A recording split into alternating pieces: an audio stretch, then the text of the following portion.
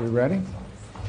Well, thank you all for being here today. I'm honored to be here with my counterparts, the foreign ministers of Rwanda and the Democratic Republic of Congo, to witness the Declaration of Principles for Peace in the Eastern DRC. It's a declaration that establishes a fundamental understanding of regional governance, security, economic frameworks, and end the fighting and allow the region to reach its full potential. The eastern part of the Democratic Republic has seen 30 years of conflict. Durable peace and long-lasting economic development is not going to be easy, but it is important. And having both of my counterparts here, the foreign ministers of these respective countries, demonstrates the beginning of a strong commitment to having the conversations that we need to have in order to reach a resolution.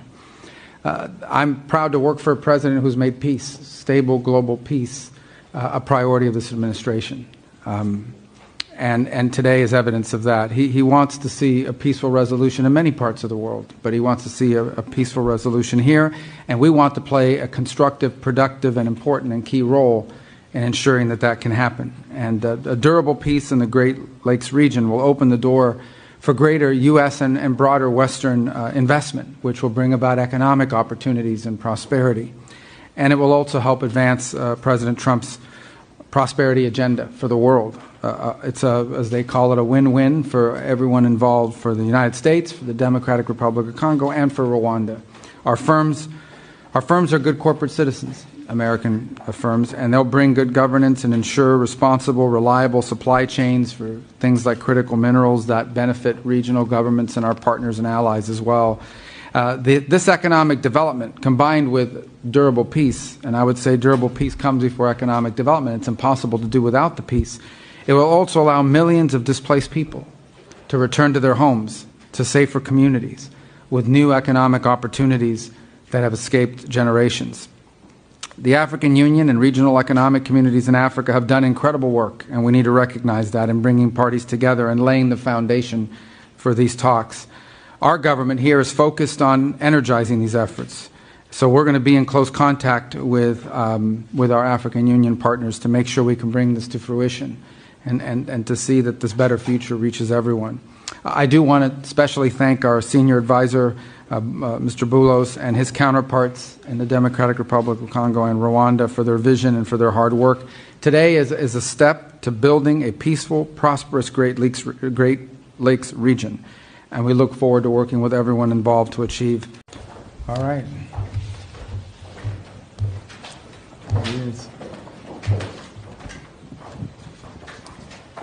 Secretary Rubio is signing as a witness the Declaration of Principles between the government of the Democratic Republic of the Congo and the government of the Republic of Rwanda.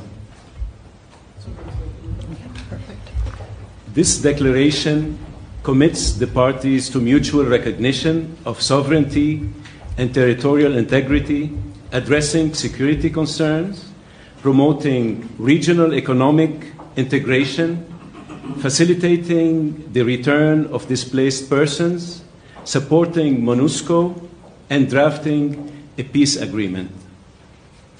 These are serious commitments from each side. The Secretary's presence here today as a witness signifies the importance the United States places on resolving this conflict to ensure both countries and their people prosper. We're looking forward to working with both sides to further our existing partnerships and foster win-win outcomes for all.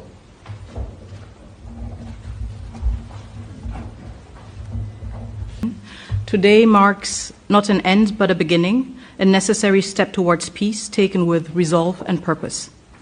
This moment carries particular weight for the Democratic Republic of the Congo. In Goma, in Bukavu, and beyond, the reality of displacement, insecurity, and hardship continues. For us, the urgency of this initiative is not theoretical, it is human.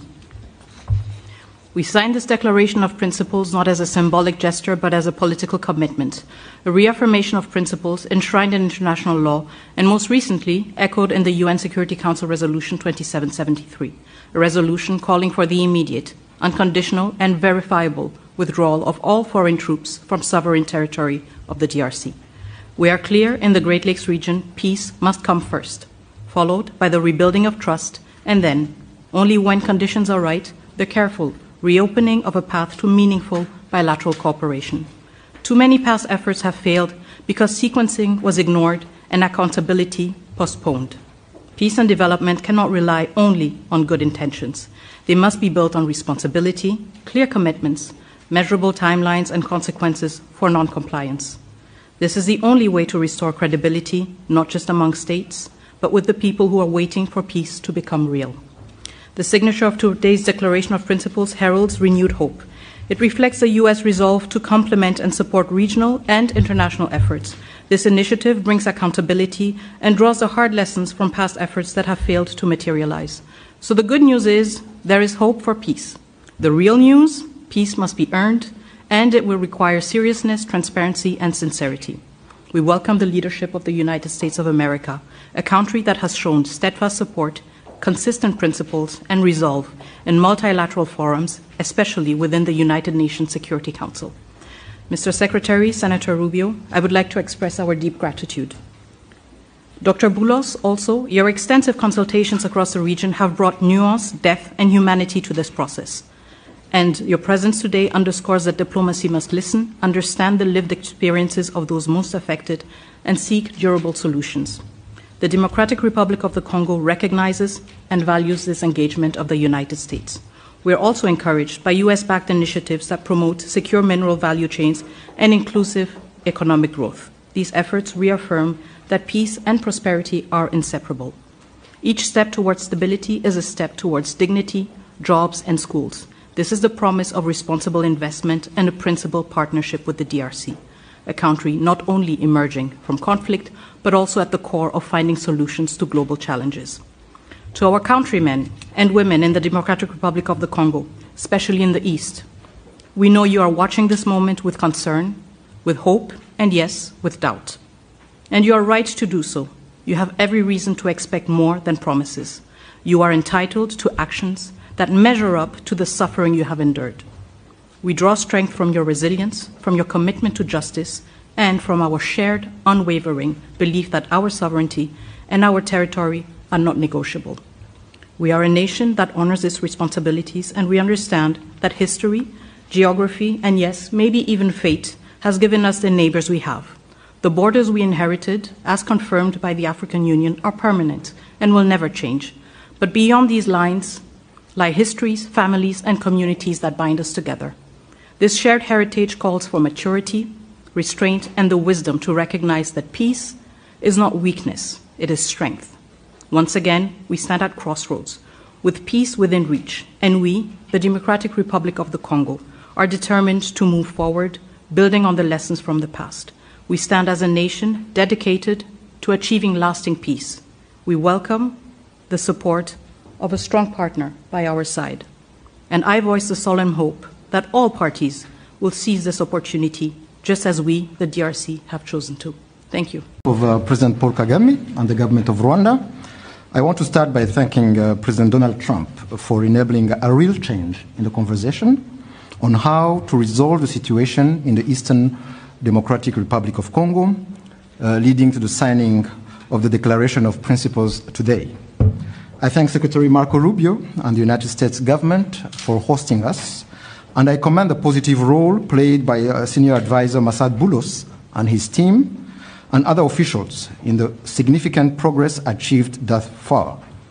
Today, we are talking about the real issues, the root causes that must be addressed to achieve a lasting peace in our region. Those include, first and foremost, security, as well as the return of refugees. In addition, and very importantly, we are discussing how to build new regional economic value chains that link our countries, including with American private sector investment.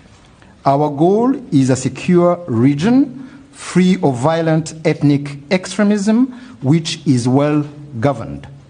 Working together, our region can be an engine of prosperity for all our peoples, and indeed Africa as a whole.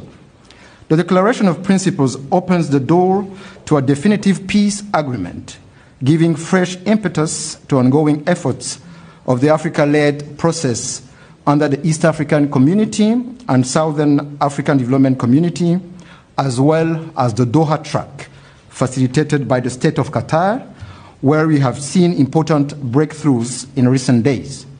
Our common aim is to conclude a comprehensive peace agreement as soon as possible. But there are no shortcuts or quick fixes, and we have to do the hard work to get it done right, once and for all.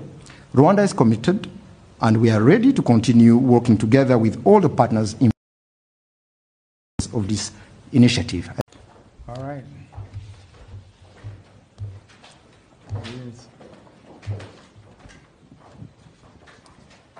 Secretary Rubio is signing as a witness the Declaration of Principles between the government of the Democratic Republic of the Congo and the government of the Republic of Rwanda. This declaration commits the parties to mutual recognition of sovereignty and territorial integrity, addressing security concerns, promoting regional economic integration, facilitating the return of displaced persons, supporting MONUSCO, and drafting a peace agreement. These are serious commitments from each side. The Secretary's presence here today as a witness signifies the importance the United States places on resolving this conflict to ensure both countries and their people prosper. We're looking forward to working with both sides to further our existing partnerships and foster win-win outcomes for all.